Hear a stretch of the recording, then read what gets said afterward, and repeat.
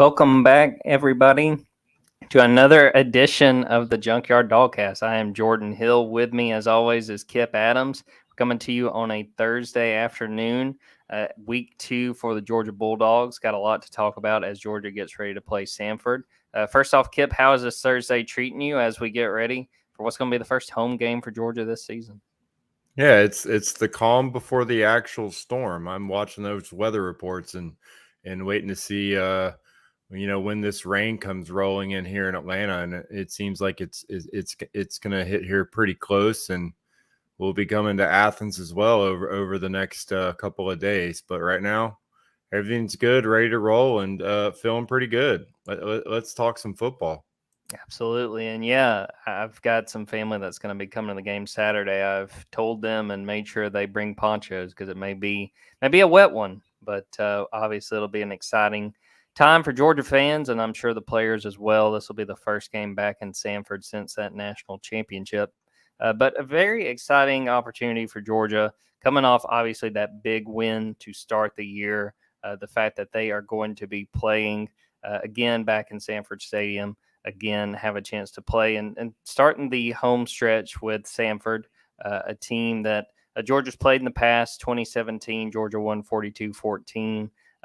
Kip, what do you make of this matchup? Obviously, this is a situation where it's an FBS team. Obviously, Georgia now number 2 in the country, playing an FCS team, which I got to say is a little bit better than I expected. They're coming off a win over number 8 Kennesaw State last week. Kind of surprised me. Kennesaw State has been one of the more consistent FCS teams these last few years.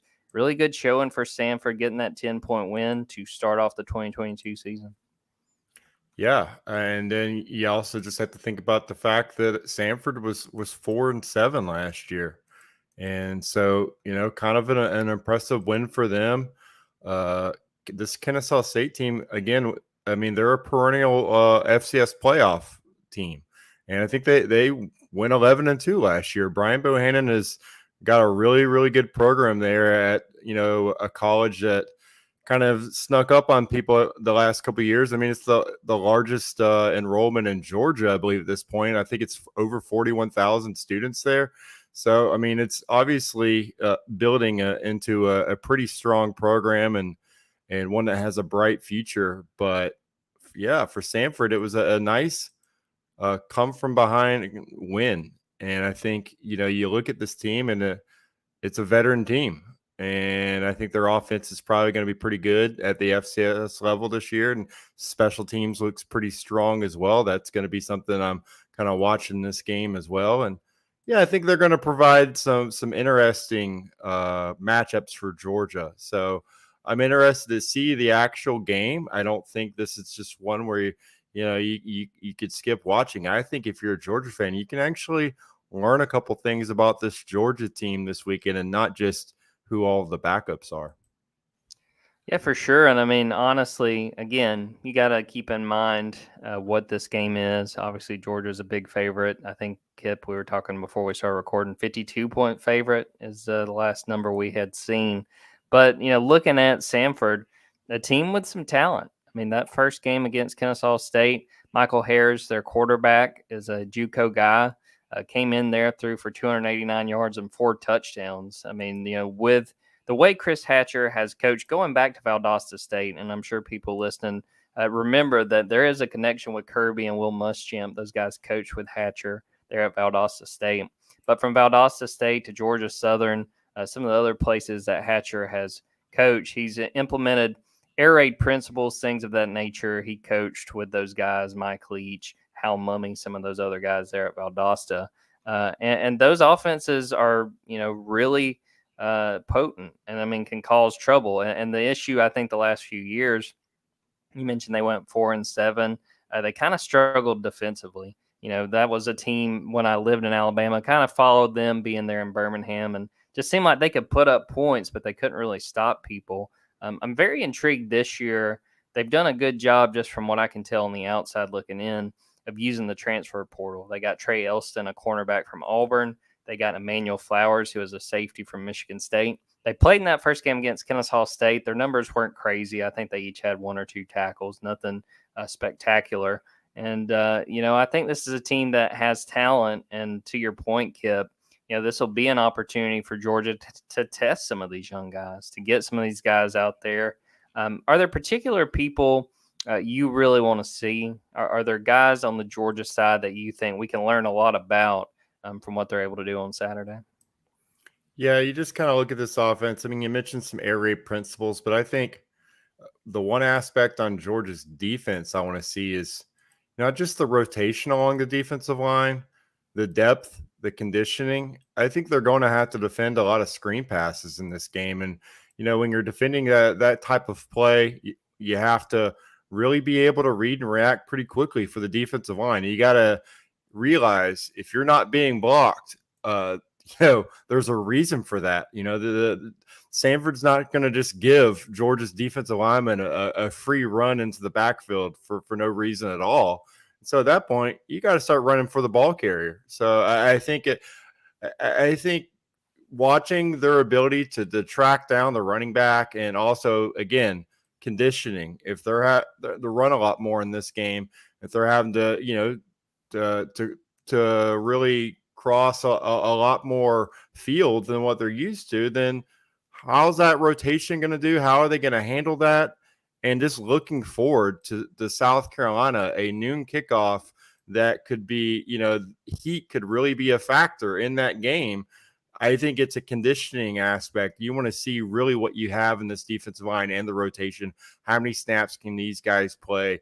How well can they track the football, and how well can they react to something like that? Because it's one thing when you're just taking on blockers and allowing those running backs to run free and find the ball carrier. It's another thing if you have to find the ball and find the running back and try to track him down as well. So I think that's going to be a unique aspect in this game. And again, like I said, special teams. I think, Sanford's one of those teams that, again, that's going to be a strength for them this year. And you really didn't get to see a lot from Georgia. I mean, obviously, you didn't see the punter until the fourth quarter. You might not again, but at the same time, you really don't know exactly what you have out of that special teams unit. Can they cover? How well do they do on kickoffs in this game? What is the punt coverage like? Things like that.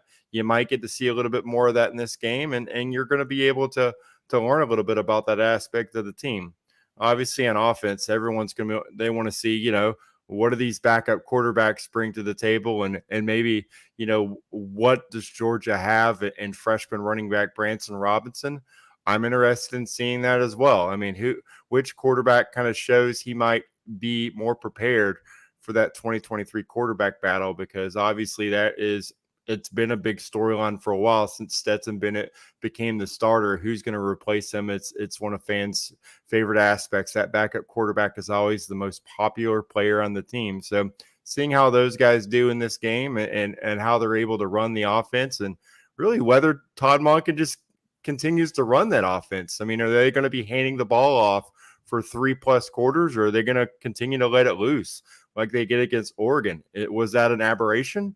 Or is this going to be an aired out team the whole season? So those are things I'm looking forward to watching this weekend. And I think, again, like I said, there's still a lot to learn for Georgia fans about this Georgia football team this weekend.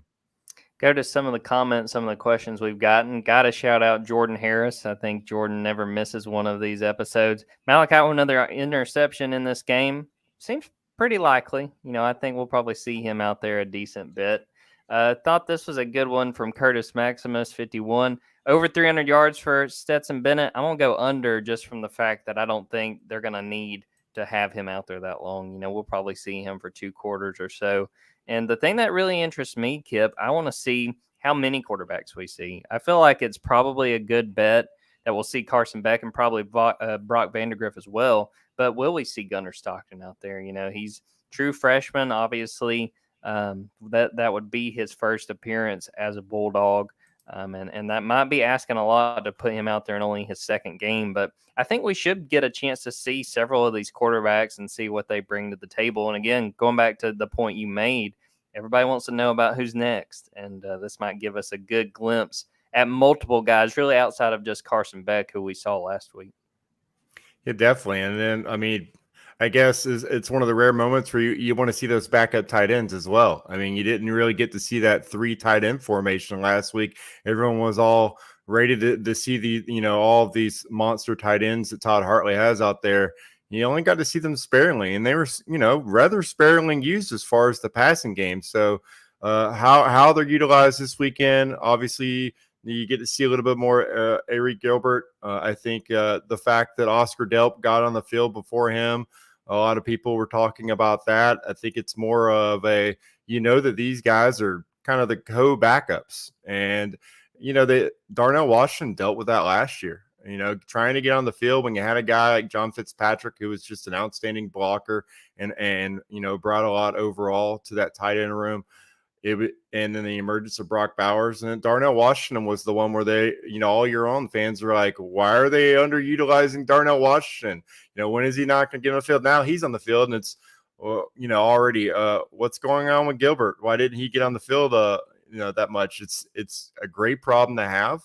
And I think that's something that the fans also want to see. They want to see the next group of tight ends. And so, seeing more rotation, seeing more offensive line rotation as well. You got to see, Amarius Mims in there. And you also got, Warren McClendon moving from right to left tackle. I think that's something they're going to continue to do because they want to be prepared in case someone gets hurt. You want to get these guys some snaps. I think there's still kind of an ongoing battle at left guard from what it looked like. I don't think, either Xavier Truss has really locked down that left guard position. And I think so that's something you want to watch as well. Like, what is the snap count like in that first half on these offensive line positions? And so will Devin Willett continue to push him in that position? I think, he looked pretty impressive when he got in there as well. So, yeah, you want to see who the next guys are. And for Georgia, and there's a lot of value in this game because you want to get a lot of these backups some snaps. And, we didn't expect them to be able to do that against Oregon as much as they did. This was kind of that weekend where they kind of wanted to do that. But you want to continue to do that because, talk about all the guys that left the NFL draft, how young this team is. This is really valuable for Georgia last week and this week, getting these guys in because later on in the year, these guys have all this experience. They could be playing at a much higher level than we even saw in week one. Another question before we take a quick break. Is Nyland out for this game, referring to defensive back Nyland Green? Not sure yet. He's been dealing with a hamstring. Kirby told us, I guess that was on Tuesday night. He kind of sustained the injury or noticed that it was bothering him during that game against Oregon. It's going to be probably a situation where they just see how he feels at game time and going through pregame. You don't want to risk aggravating an injury, especially like a hamstring. We see those kind of injuries linger. So it seems like it's too soon to tell, but he'll be somebody that we keep an eye out for and just see if he is able to go on Saturday. Before we go to a break, I just dropped in the comments a link to our Dawgs 247 YouTube channel. Please, if you have not already, go on there and subscribe. We got all our podcast episodes, all kinds of good stuff at that spot. You can go check it out and have a chance to see all our videos, see all the good content we're dropping. As again, this is still the early stretch of the 2022 season, but plenty of stuff to talk about and plenty of good content over there. So before we go any further, we're going to take a quick break, then we'll come back, talk a little bit about just FCS, FBS matchups, and give our predictions on what we think we're going to see Saturday.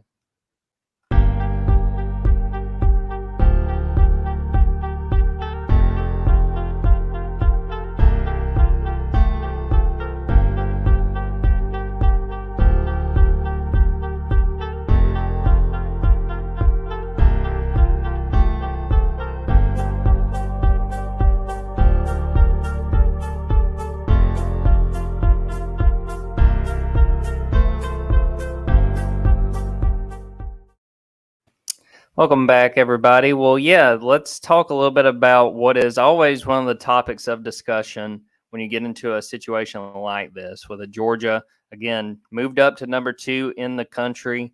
The fact that they are coming in and playing a Sanford team who, again, they look improved from last year, but this is an FCS program, a team that does not on paper look like will be able to hang with a team as talented as Georgia. Uh, Kip, I'll start with you, and then I'll kind of bounce off of your thoughts. What do you make of FCS, FBS matchups, playing these big schools? Obviously, one of the conversations is always about the money that it provides FCS programs. But in this day and age, 2022, the playoff era, what do you make of these games, and if you think we should continue to see them going forward? Well, I think there's still value in this. I don't know if we're going to continue to see it going forward, but there's value beyond just for the FCS program. For the Power Five or the FBS team, it guarantees you a home game. You're not going to be scheduling a home and home with an FCS opponent. You're not going to be giving up a home game in any years. And also, just to continue that, this gives fans an opportunity to go to a game that may not have a chance to go see Georgia play or the Power Five teams play. When Alabama plays Auburn, that's a tough ticket, But again, last week, maybe some fans got to see that, and just like for Georgia this week, and when you're playing the smaller opponents, you have a chance for other fans to be able to get in and afford the game, a much lower cost. I think you look at the fan experience and with how great the 4K and even 8K TVs look these days, you really have to battle the fact that it's pretty appealing for a fan just to stay at home and watch the game on their couch. And so if you're going to give them an opportunity to make a somewhat affordable trip to Athens to see their favorite football team play, and then even, for the Sanford fans, I'm sure that they're busting up and they're planning to come up there because there are tickets available at a much larger venue. There's an opportunity there just for the fans to be able to see a football game. For the actual programs, like I said earlier in the podcast, it's a chance to rest their key players. You hope there's a chance to rest their key players if you come out there and play the way that you're supposed to play, and you're able to give playing time to younger and less experienced players. And with the transfer portal existing, you want to get these guys some snaps, or they're going to be already looking to see where their next location is. So I think there's definitely value in that. You want to have that opportunity to kind of see what you have on the depth chart, get guys playing time. So again, there will always be value in this game. It's really just up to the people, the powers that be, to make sure that this is still something that they want overall at the Power Five level. No doubt. You hit on a lot of the points that I think, we talk about it. And I'm of the same belief. I want to see these games continue. Not only, it helps, those athletic programs at the FCS level, it helps them balance their budget, doing things like that. But, something that I hadn't really thought about a ton, but has always made sense in this era with the transfer portal. For a lot of these guys at FCS programs, some of those guys were kind of diamonds in the rough as far as when they were recruits, and these FCS programs kind of stepped in and picked them up and gave them an opportunity. And for those guys who might decide after a season to go into the portal, it's an opportunity for those guys to get tape against a Power Five opponent. Get tape if you're an offensive lineman trying to stop a guy, some of Georgia's defensive linemen, Jalen Carter, people like that. I think it's valuable from that standpoint that it allows guys a chance to show what they're capable of. And, as much as it hurts to see, with the portal players leaving, things like that, I'm all for giving guys opportunity. And I think that is a window that maybe can kind of get overlooked when it comes to FCS games. Yeah, definitely. Again, this is maybe the best film that Sanford's going to have available when it comes to pro scouts. And also, yeah, like you said, if a guy makes a big play against a Georgia player, it's going to, open up a lot of eyes. A lot of people are going to look that guy up. And also, like, who is this guy? And if someone forces a turnover or has a sack or, scores a touchdown, you never know. There could be NIL opportunities for that player as well.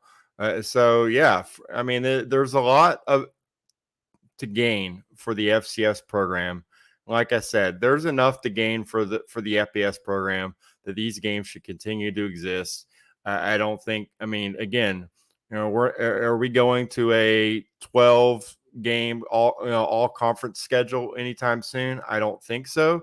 And even if the SEC goes to a 9 conference game schedule, you still have those games open up. Kirby's going to want his kickoff game probably, but at the same time, you're still going to have an opportunity there to play a lower opponent, to have that home game. I mean, the last thing, if Kirby's going to, if Georgia Florida stays in Jacksonville and Georgia's still playing in kickoff games, you think Kirby wants a home and home with a Power 5 opponent as well?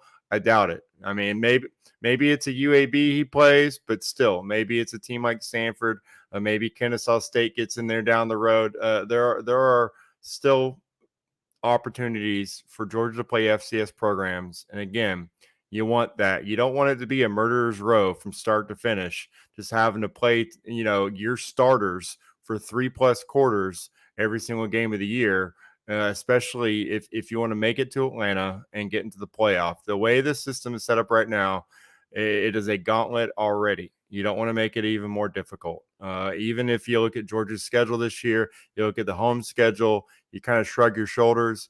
You need a little bit of balance there. And so I think, again, these teams are going to continue to be on Georgia's schedule.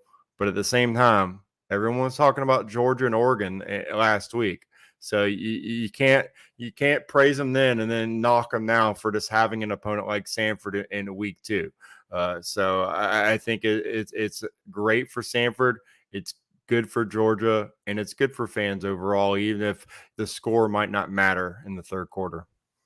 I will say, too, another underrated part of these kind of games. I know a lot of young parents, and this is kind of a training ground to get the kids out there. They may not make it a whole game. You get them, maybe to halftime, and they can kind of get their feet wet as far as being Bulldogs fans. And definitely, I mean, again, I don't know what the weather's going to be like on Saturday, but yeah, if it's in the 90s, you might not want to be out there with the family. And it's one of those days that if you're pretty hydrated by the time 4 o'clock comes around, you might want to just go ahead and head out and head on home at 6 o'clock, 5:30, 6 o'clock. I don't know, but you want to have that option available to you at least 1 or 2 games a year, because it's even for the fans, it's a long season, so you really got to pace yourself a little bit. So this is one of those games where it gives everyone an opportunity to kind of pace themselves. It's a marathon, not a sprint, for sure. Any matchups that really catch your eye or things you want to see? And I'll start and say the guys that I'm really interested in are Georgia's cornerbacks, and particularly the younger guys. If we'll see like Julian Humphrey, Jaheim Singletary, Dalen Everett, what kind of reps they get. I think there's a lot of talent when it comes to these DBs that Georgia signed. And obviously we saw that in the first week with Malachi Starks back there at safety. Is there anything like that catches your eye or matchups particularly that you think, we might be worth kind of paying attention to, even if it's in the second half and even if we have a pretty good feel for what the rest of this game's going to look like? Yeah, I mean, it's tough to know how long the starters are going to play, so I can't really sit here and talk about wanting to see this from Jamon Dumas Johnson, or how much is Small London going to play. But at the same time, overall, just as a defense, I kind of want to see are they going to put a little bit of pressure on the Sanford quarterback, because that was an aspect. Again, I talked about it being part of the game plan, but at this, you don't want to see a team go the whole year without kind of having some havoc plays. This was an instance where you kind of knew that his decision making, as far as Bo Nix is concerned, was questionable, and so you also kind of knew that you could kind of sit back and let him make those bad decisions. Will this defense be able to consistently put pressure on opposing quarterbacks and just in the backfield in general? Where is that havoc going to come from? Will it be a Nolan Smith? Will Robert Bill be able to get back there and continue kind of the plays he was able to make late last year? Or are they going to have to dial it up a little differently and have some exotic looks, have maybe some blitzes from the star position, whether you put another outside linebacker in there at star, How do you do that? And also, you know, again, just the backups at safety as well. I think you got to see a lot of Malachi Starks. Where is Tyke Smith in his recovery? I think he's still behind a couple guys at safety. Can he get, is he up to full speed? I know he's been practicing, but, he was a really impressive player at West Virginia. Is this an instance where maybe Georgia's DBs are just really talented? Or does he still have some development to go there? I want to see kind of what he brings to the table overall for this season, or if there's going to be some other guys kind of step up there as well. So, yeah, I think they're overall from the defense, it's an interesting thing because in game one, it kind of looked like the opposite of last season, in that Georgia's defense got in some really, really positive, advantageous scenarios, just like last year, where the defense kind of, they would have a 3 and out, and the offense would have a short field. It kind of felt like the way for the defense this time. It was the beneficiary of just really good field position. The offense scored the first 7 possessions. Oregon had to play from behind. They went one-dimensional, but there weren't any 3 and outs until the fourth quarter. And so that's just what I want to see. Is Georgia able to go ahead and get some 3 and outs early in this game and show that this defense is still really good and potentially great once again? Let's switch gears and talk about our game predictions, what we're expecting, what we think to see. I'll start it off, Kip, and say I'm going to say Georgia 55-0. I think Georgia just barely gets over that spread we talked about earlier in the episode. I think we're going to see some big outings from people like Carson Beck. Maybe see somebody like a Dominic Blaylock make some plays and show that, again, he is someone that is going to be a threat in this offense, even if he isn't with necessarily that first kind of tier of Georgia's receivers this year. I think those guys have a chance to put together a really good game. I think the defense will, again, do a very good job. Again, this Sanford offense, you can't get caught sleeping because they can move the ball, and obviously they showed that last week. But I'm going to say 55-0. Georgia gets this thing done, and hey, maybe I got most of my stories written by the time the clock goes all zeros. Jordan, I mentioned it to you before the show, but it wasn't the line in this game that really caught my eye. It was that over/under. The fact that this game opened with Georgia as a 52-point favorite, but the over/under set by the casino I saw was 67.5. And you do that math, and you're thinking, wait a second, is Vegas saying that Sanford's going to score 2 touchdowns at least in this game? And then it moves, but it moves to 64. So at this point, Vegas is trying to convince bettors that it thinks Sanford's going to score double-digit points in this game. And I mean, it's possible. Again, we saw what this team is able to do last year against Florida. You see what they're capable of. But at the same time, this is not last year's Florida team. This is a really, really good Georgia team, we think. So for me, I think it all comes down to what is the game plan here. It's not just how long Georgia keeps the starters in, even the backups. It's what is the offensive game plan in this game? Are you using the whole playbook? Are you using the ability to throw on first down? Or are you just trying to to grind that clock out and get to Columbia? I'm interested to see that. I think that this could be a game where maybe Georgia continues to throw the ball a little bit and kind of see what they have at quarterback, regardless of what quarterback's in there.